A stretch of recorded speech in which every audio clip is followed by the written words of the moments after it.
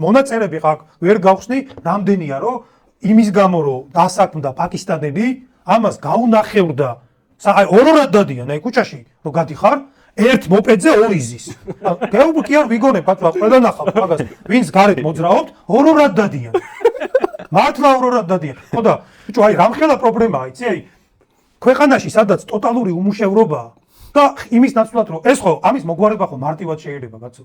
იმ კომპანიას უნდა უთხრა რომ უნდა მისაქმე. აქ ჩემი მოსახლეობა არ არის დასაქმებული. ეხლა ვიღაცა რო იტყვის რომ ჩვენებიც ხო მუშაობენ ევროპაში, ბიჭო, ევროპაში გაიგეთ ხალხო, გაიგეთ რომ ქართველი იქ რო ჩადის არავის სამუშაოდ არ ართმევს.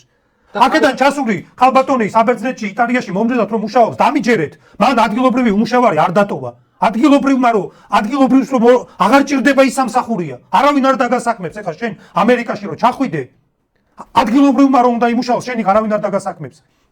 გერმანიაში ადგილობრივმა რომ უნდა იმუშაოს, შენ არავინ არ დაგასაქმებს. ის დასაქმებულია უკვე და დარჩა შრომით ბაზარზე რაღაცა ისეთი სამუშაო, რომელსაც უბრალოდ არავის არ უნდა. ჩადიხარ შენ და მუშაობ. და ქართველები ჭირდებათ, პაკისტანელებს კი არ ჭირდება, ქართველები ჭირდება. ურჩევნია. შენ ბიჭო, შენთვის ეგ არის სასიცოცხლოდ მნიშვნელოვანი სამსახური.